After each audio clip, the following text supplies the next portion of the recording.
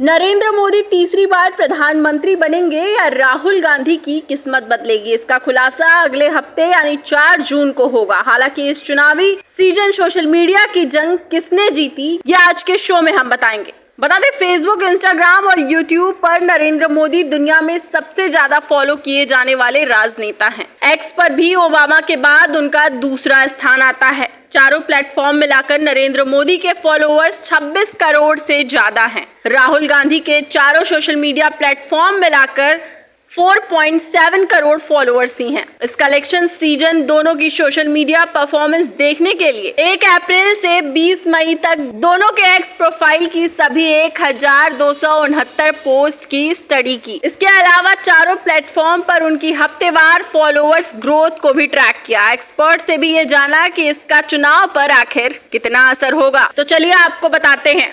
तो सबसे पहले बात कर लेते हैं सोशल मीडिया प्लेटफॉर्म एक्स की। 1 अप्रैल से 20 मई यानी 50 दिन आप देख सकते हैं कि नरेंद्र मोदी द्वारा 1159 पोस्ट की गई, जिसमें कुल 1.9 करोड़ लाइक मिले। 17,000 प्रति पोस्ट औसत लाइक ये नरेंद्र मोदी द्वारा की गई पोस्ट है। और अगर राहुल गांधी की बात की जाए तो कुल पोस्ट 120 की गई, जिसमें 40 लाख कुल लाइक और 38,000 प्रति पोस्ट औसत लाइक राहुल गांधी को मिले हैं। औसत रिपोस्ट में राहुल गांधी आगे हैं। पीएम मोदी ने एक्स पर राहुल से करीब 10 गुना ज्यादा पोस्ट की। मोदी के मुकाबले राहुल के प्रति पोस्ट औसत लाइक 2 गुने से ज्यादा है। मोदी के मुकाबले राहुल के प्रति पोस्ट औसत रिपोस्ट करीब 3 गुना है। अब बात करेंगे 5 बड़े चुनावी मुद्दों पर किसकी कितनी पोस्ट निकलकर सामने आई। तो सबसे पहले बात कर लेते हैं नरेंद्र मोदी की, जिन्होंने आरक्षण को लेकर के कुल 12 पोस्ट की,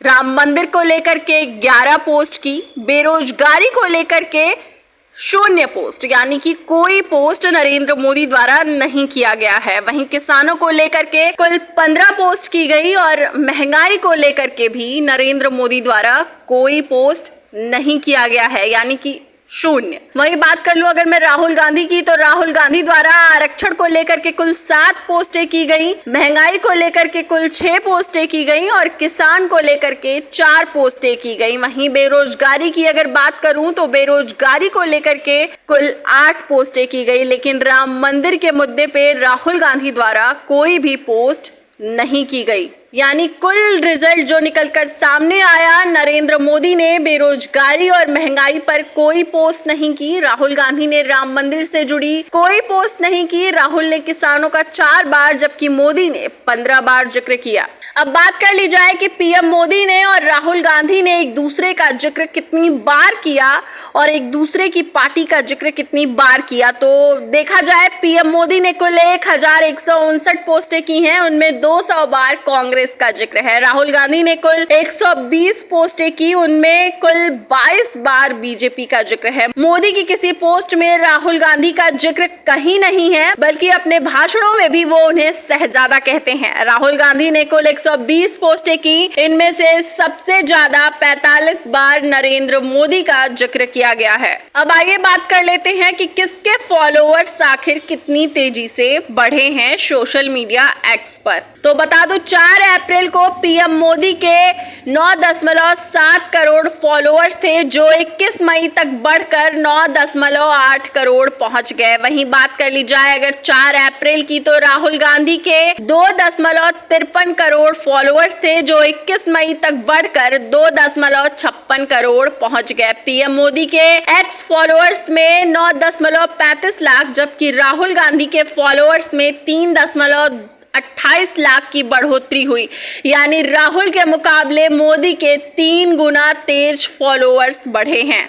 वहीं अब अगर राहुल गांधी की बात करूं तो मोदी से 2 गुना तेज बढ़े राहुल के इंस्टाग्राम फॉलोअर्स। जी हां, अब बात कर लूं अगर मैं 4 अप्रैल की, तो 4 अप्रैल को पीएम मोदी के कुल 8.82 करोड़ फॉलोअर्स थे, जो 21 मई तक बढ़कर 8.92 करोड़ पहुंच गए। 4 अप्रैल को राहुल गांधी के 64.29 लाख फॉलोअर्स थे, जो 21 मई तक बढ़कर 81.86 लाख पहुंच गए।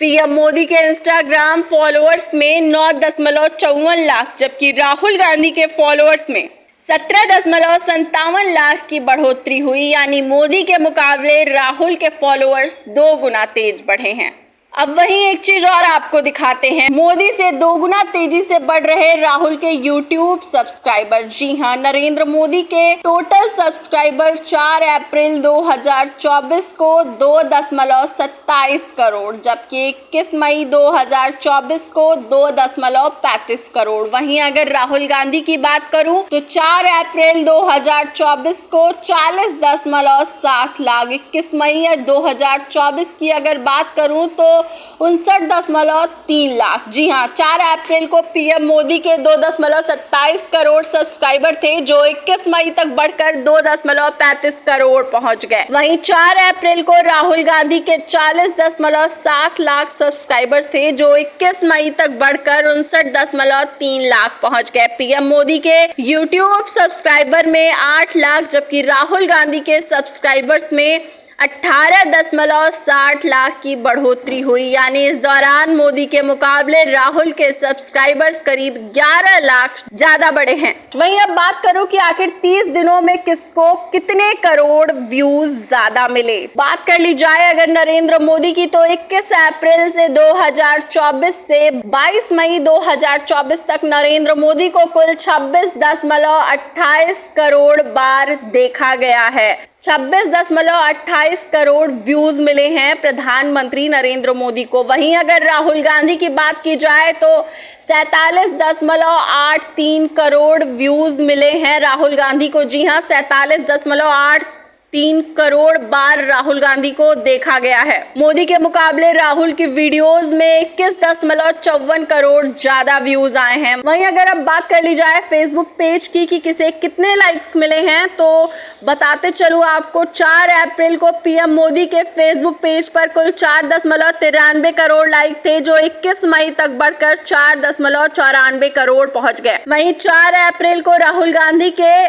59.6 लाख लाइक थे, जो 21 मई तक बढ़कर 70.25 लाख पहुंच गए। पीएम मोदी के फेसबुक लाइक में कुल 1.10 लाख, जबकि राहुल गांधी के लाइक में 62,000 की बढ़ोतरी हुई, यानी मोदी के मुकाबले राहुल के लाइक्स आधी रफ्तार से बढ़े। अब आइए आपको यह भी बताते हैं कि सोशल मीडिया पॉपुलैरिटी का 2024 लोकसभा चुनाव में कितना इम्पैक्ट होगा। तो इलेक्शन एक्सपर्ट अमिताभ तिवारी का कहना है कि 2014 में राहुल गांधी ज्यादातर सोशल मीडिया प्लेटफॉर्म पर नहीं थे। इसका फायदा सीधे तौर पर बीजेपी को मिला। 2019 आते आते राहुल गांधी और कांग्रेस भी सोशल मीडिया पर काफी एक्टिव हो चुकी थी। एक मीडिया रिपोर्ट के मुताबिक 2014 में राहुल गांधी ज्यादातर सोशल मीडिया प्लेटफॉर्म पर नहीं थे। इसका फायदा सीधे तौर पर बीजेपी को मिला। 2019 आते आते राहुल गांधी और कांग्रेस भी सोशल मीडिया पर काफी एक्टिव हो चुकी थी। एक मीडिया रिपोर्ट के मुताबिक 2019 के बाद बीजेपी ने अपना गेम बदल लिया। वो अब पब्लिक सोशल साइट के साथ व्हाट्सएप ग्रुप्स पर भी बड़ी ताकत बन चुकी है। ज्यादातर नैरेटिव की लड़ाई आज भी बीजेपी अपने पक्ष में कर लेती है। इसलिए राहुल की सोशल मीडिया पॉपुलैरिटी का चुनाव में जितना फायदा मिलना चाहिए उतना नहीं मिल रहा है।